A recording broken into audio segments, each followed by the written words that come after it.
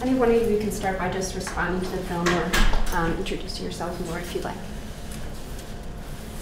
Sure, well, I'll jump in. I have a few sort of general reactions to the film, both in terms of what we've experienced with youth homelessness in Vermont is similar to what you saw, and how it contrasts with what you saw. There were some obvious ways that it's very different in Vermont. Chicago is a huge city, and they were talking about 2,000 or 3,000 youth a night in homeless shelters, or who are homeless in Chicago. The scale of the problem there is much more immense, of course, than what we have in Vermont.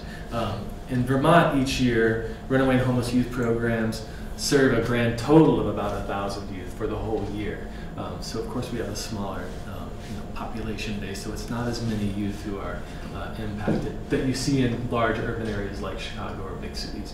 The other thing is that the nature of homelessness for youth in rural states like Vermont, it looks different. It's not so much sleeping under bridges and under cars, as one girl described, but more like kind of what we call couch surfing, or surviving by sleeping at someone's house for a few nights and then somebody else's house for a few more nights, and just sort of bumping around to find a temporary place to stay. So that's another way it's sort of different here in Vermont. What I thought was similar was the just wrenching sort of day-to-day reality of life when you are homeless, I think at any age, but particularly for a young person who's trying to juggle so many different responsibilities and needs at a time when their own development is still sort of going on, and then to have to deal with where am I going to stay tonight and where am I going to find food tonight.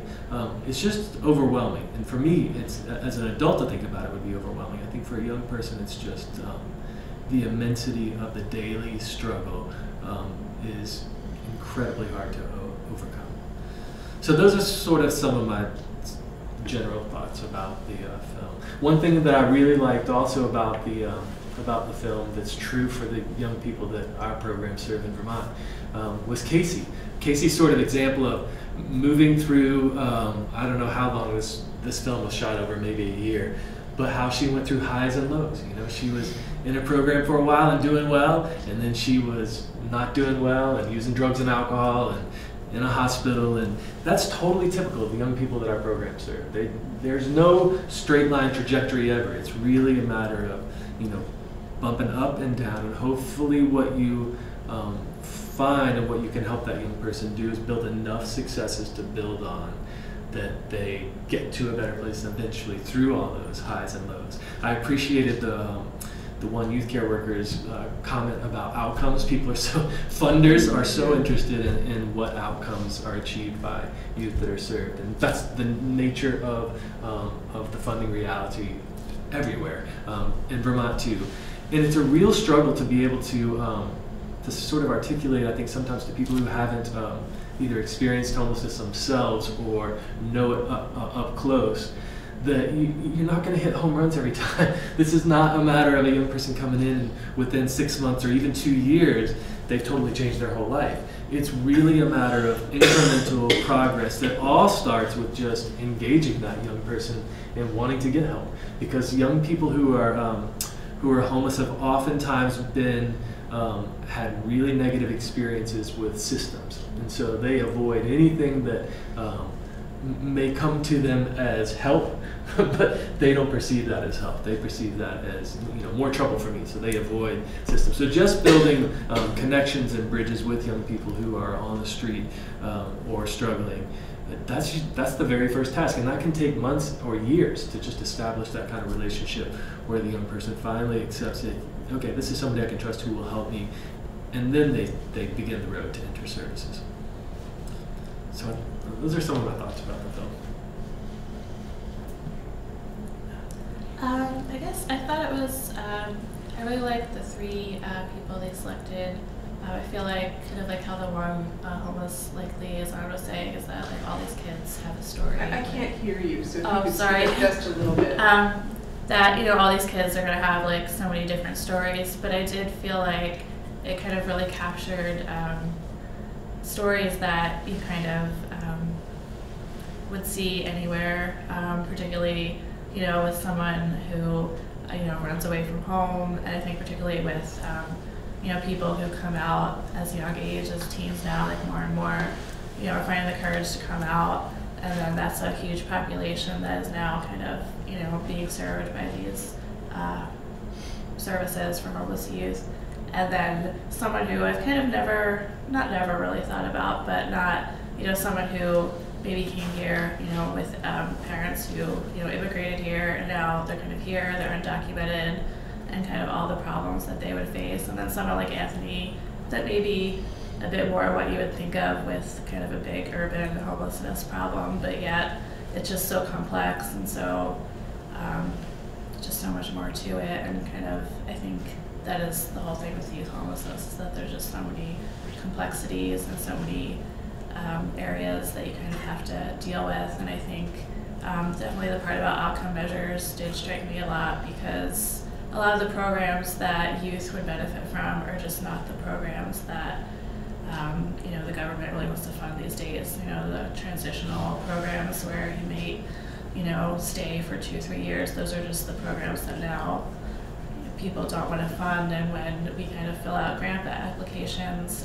with the Coalition End Homelessness to apply for, you know, the larger government grants, is we kind of have to apply for the grants that, you know, we know HUD wants to fund, and they don't want to fund those transitional programs, those programs where youth would benefit extremely. Instead it's kind of like chronic homelessness, rapid rehousing, and things like that. So I think it's just becoming more and more of an epidemic everywhere, and growing everywhere.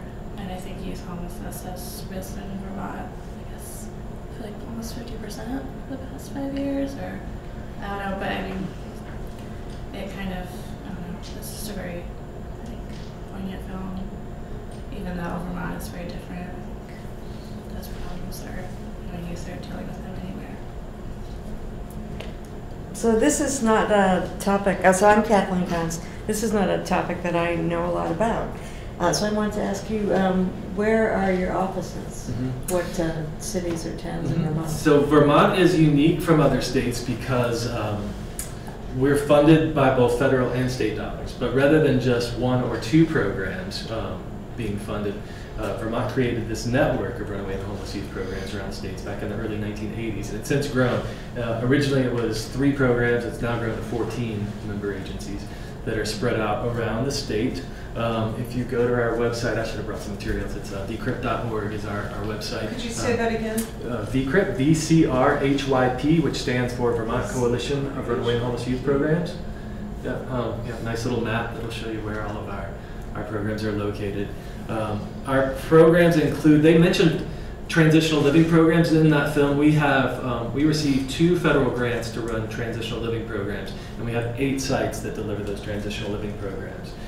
You're right, the government doesn't want to fund transitional living programs through HUD anymore, so those federal dollars we get directly for those TLPs are the only funds we receive for housing for that age group of young people. And aside from transitional living programs, we receive funding for what are called basic center programs, which are essentially emergency shelters, kind of like what you saw, although our emergency shelters aren't so much shelters as they are what we call host homes. It's basically people in the community kind of open up their own homes for young people to stay with them. But in any event, they still have access to sort of crisis shelter and some support services to get back on their feet. So Vermont's unique in that way, and I think it's something that I'm really honored to work with the coalition, because it is such a collaborative and you know, it's Vermont. People here work together and want to share and collaborate. So rather than sort of competing for the limited resources that are out there, these 14 agencies work together to share that funding and share resources to be able to serve youth no matter where they are in the state. So in order to help everybody understand maybe questions that I still have. So I know about Spectrum in Burlington. They are not providing shelter, is that true? It's a day program? So Spectrum Youth and Family Services in Burlington is our largest member agency. Okay. Makes sense, they're in the largest city, of course. They have sort of evolved over time to be geared more towards older homeless youth. So youth who are like 16, 17 on up to 22. Younger youth, they don't have shelter available for youth who are like 13, 14, 15 years old in Burlington now because they've made this shift towards the older age group. They do have some residential component. They do, Okay. but they typically don't house youth that are that young. So they'll refer to another agency who's got shelter that's more appropriate for younger kids. It sort of makes sense because, it's difficult to put a 13 or 14-year-old youth in the same shelter that you've got an 18 or 19-year-old youth. That doesn't always work well. But yeah, Spectrum's our largest member agency. They have the most resources, so they do have physical shelters. They have 2 transitional living houses, the Elm Street House and Maple Street House, I think is the name of the other one, where young people can live, similar to the one that was portrayed in the film, for up to 2 years.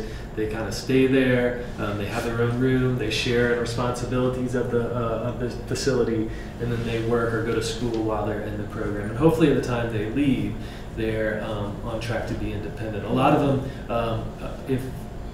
many of them are able to get like Section 8 vouchers and those kind of support, so that when they leave, they're able to transition into full-time housing.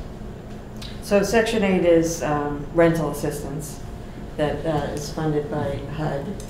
And essential for someone with hardly any earning power, no family to live with. Right. The tough thing for a lot of our kids, though, unfortunately, is that, like Casey, they'll fail. They'll blow up and they'll lose their Section 8. And once you lose your Section 8, it's really difficult to get it back. So a lot of times we'll see kids who it's not always a great strategy to go right after a Section 8 voucher for a young person, unless you feel like they really kind of got themselves together and are ready for that step, because the risk is if they lose it, they probably will never get it back again. I really want to stress how much I appreciate that part of the film that just shows the reality of being young. We all were young at one point, and if you were like me, I did not get it right straight out of the gate.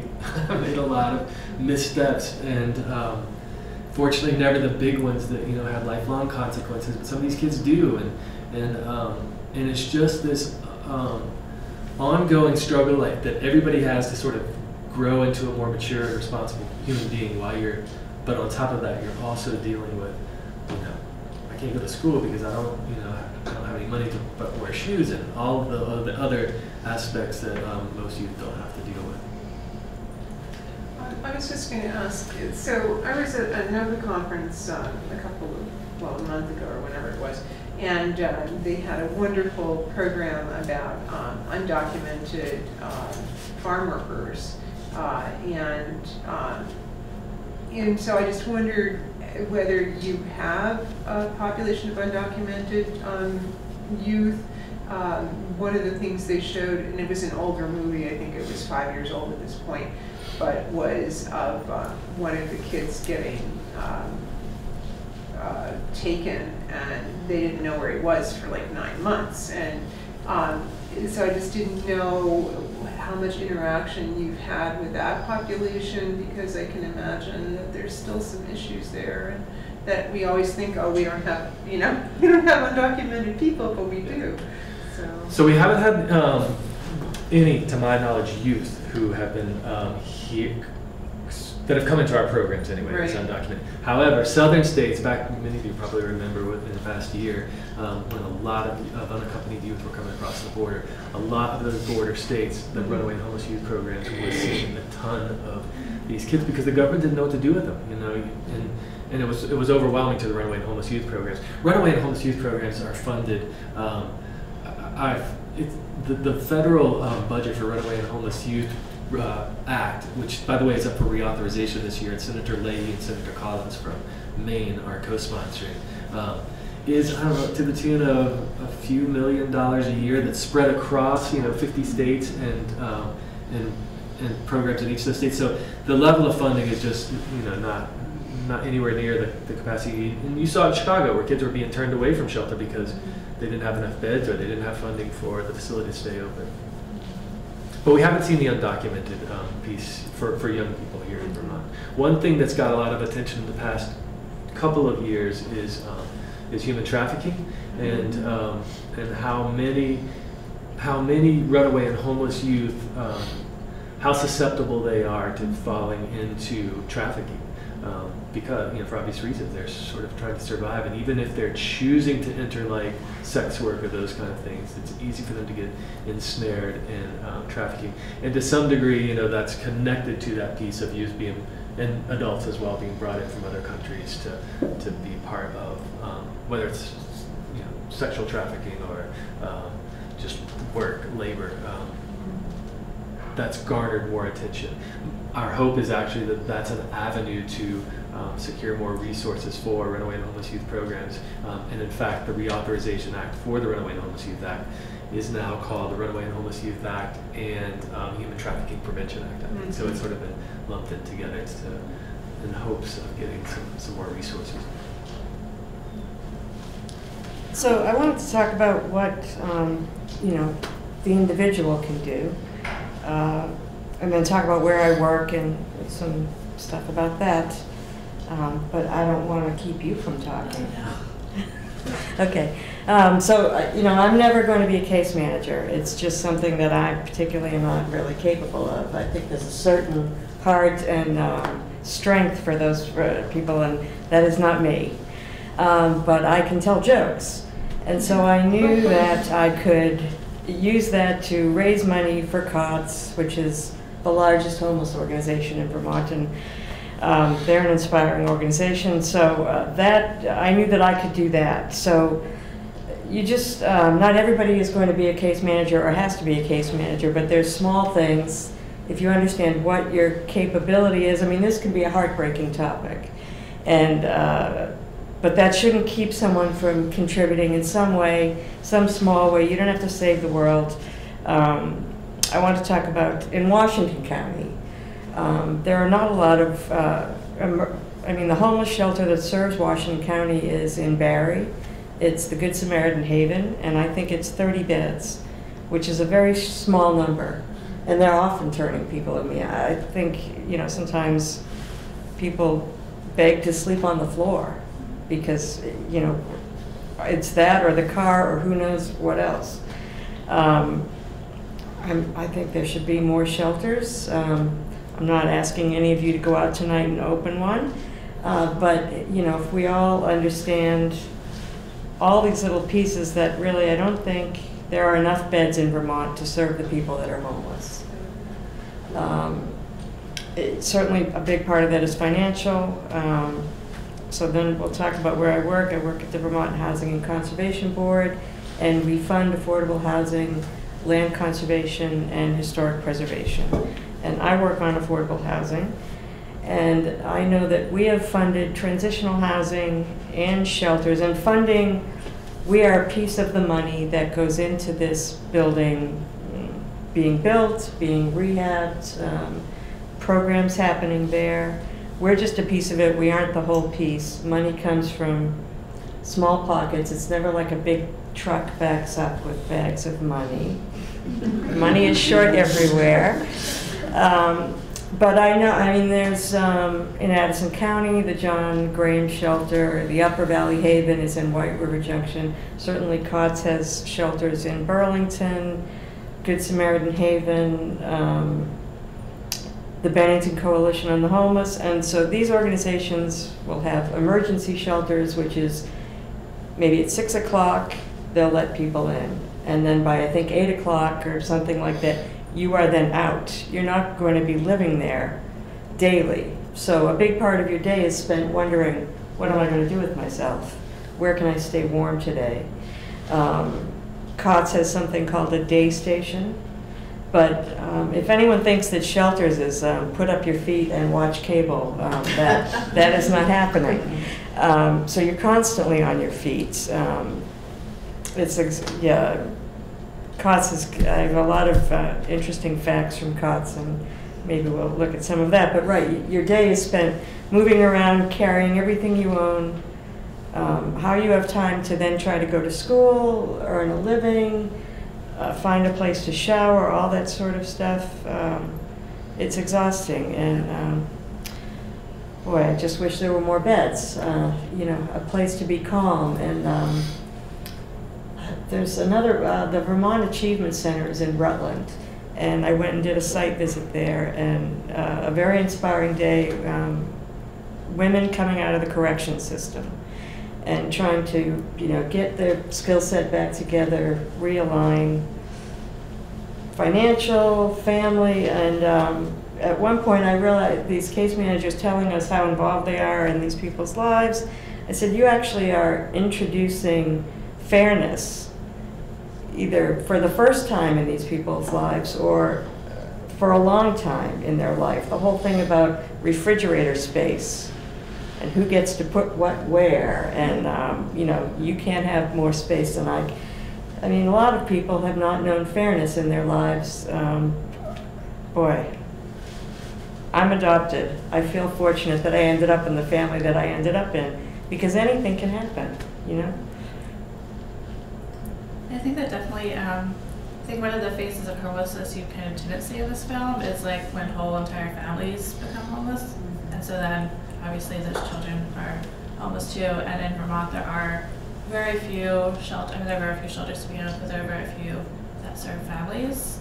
And so you kind of do have families that end up doubled up with other families, or kind of, you know, maybe moving from place to place.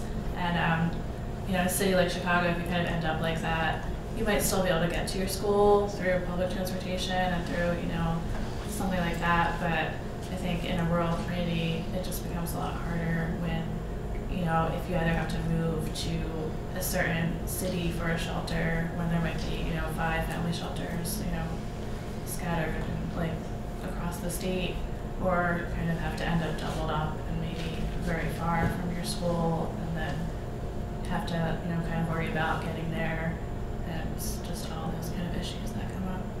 So that's kind of one thing I think that is prevalent in Vermont that kind of wasn't. Yeah, and I would just add one thing. You know, adult homeless shelters are incredibly important, but they're not appropriate for youth. We don't put 18 and 19-year-old youth even in adult homeless shelters, because it's just not it's not an appropriate place for them.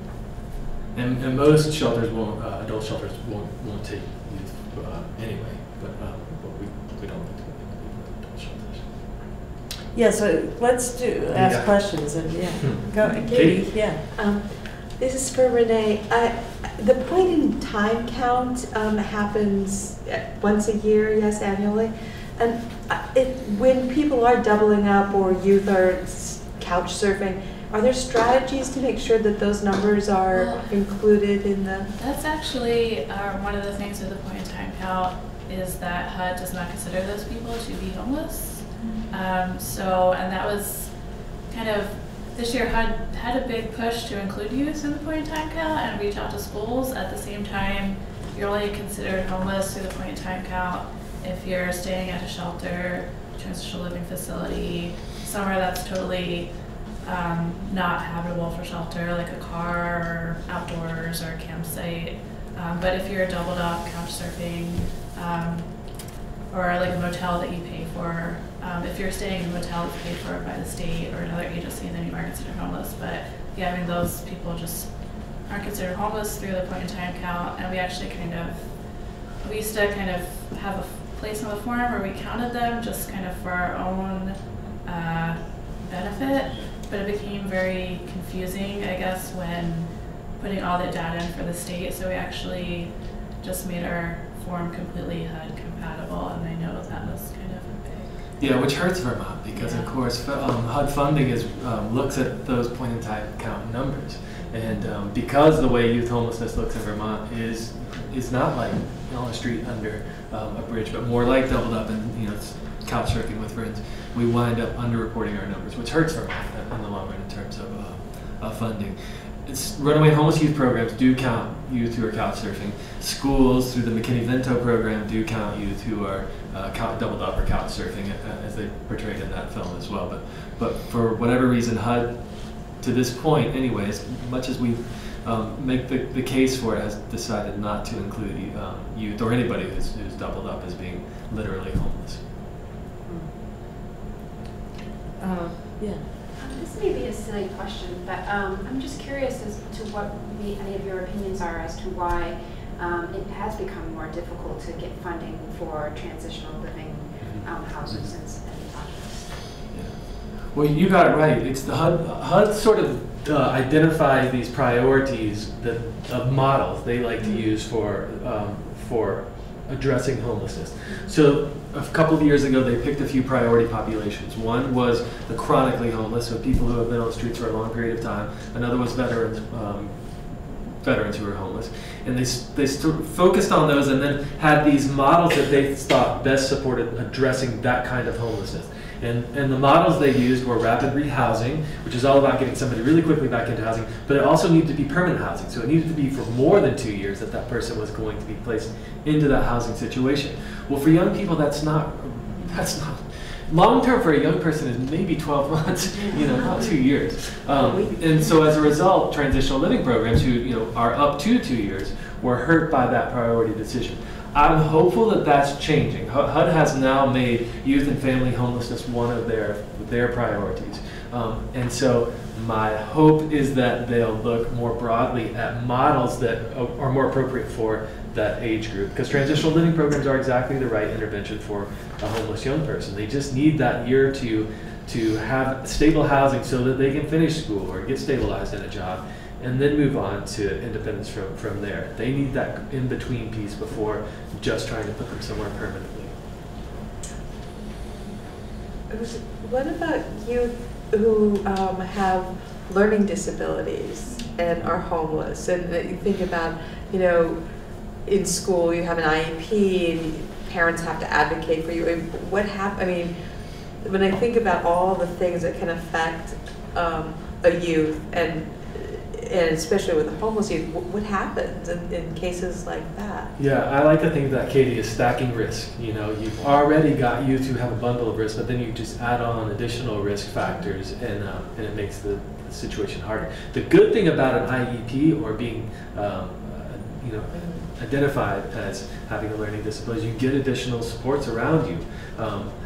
So there's sort of a trade-off. If you can get that young person in your program and keep them in school, they're going to have additional supports that can kind of wrap around and help support them. But a lot of the young people who wind up in homelessness come from poverty situations. A lot of them come from drug or alcohol families, and sometimes that means that the parents were using while the young person was in vitro, or the young person themselves have used, and it's done damage to their brains. They're not developmentally at the level of their peers.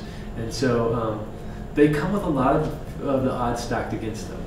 And like I say, as these risks sort of stack up, it just it makes it more and more difficult for them to find their way out. And Katie, you might even know more than I do about this. I'm certain that you do. But another program and service provider for Washington County is Washington County Mental Health. And they do have housing. I don't know exactly how many beds or how many units, and how you get into that program. What is it called? Washington County Mental Health. The program's called Shelter Plus. It's and this is true for young people. If they're diagnosed with a mental health need, they can through a designated mental health agency can get housing that's supportive housing, so they get mental health supports in addition. It can be, again, it's one of those things. It's good if a young person, it's good if a young person has mental health needs sometimes, because they can then qualify for programs that otherwise they wouldn't have access to. Our caseworkers at Youth Care, at all of our agencies, are incredibly resourceful and know how to play the system to get whatever's available, because there's not a lot out there, so you really have to be sort of creative a lot of times And I've heard caseworkers say, "Are you sure you don't have like really like aren't you depressed and like looking for some kind of way to qualify for a youth for programs like that because they're because the resources are just so limited." So I just want to say that, bring it back to Washington County, because I think what I got from the movie is the fact that these are, giving a sandwich to someone is not going to change everything. It's a long-term process, and I'm so happy to hear what programs are in place. But I think in Washington County, I look at the fact that the Good Samaritan is, in a sense, isolated in Barre, and they do not have the staffing. They don't have a, certified social worker. So what we're missing, and Washington County picks up some of the mental health issues for some people, but it seems that we're missing a stable person, who can track. Now you're doing this with youth, but can track the people who fall, in the cracks or are older than this youth group. And I just really hope that at some point we can find the funding and the place to get someone in place who can really have a long-term, because people cycle in and out, a long-term view, and really help to move people through the cycles that they sometimes get into and progress. But I also feel that there's a need for shared responsibility, and Montpelier, I think, has, I think the churches contribute to the Good Samaritan, but I'm hopeful that Montpelier will, realize the responsibility that we have and the resources we have to potentially create a shelter here to serve the population that exists, because Barre can't do it all by themselves anymore. Right, there's a greater need than 30 beds or whatever that number Exactly. is. Exactly. I know one thing that Vermont is working on, at least the Coalition on Homelessness, which actually serves all of Vermont except for Chittenden County, but they're working on creating a coordinated entry system, so that everybody would kind of be, everybody who is known homeless would be entered into a system, and kind of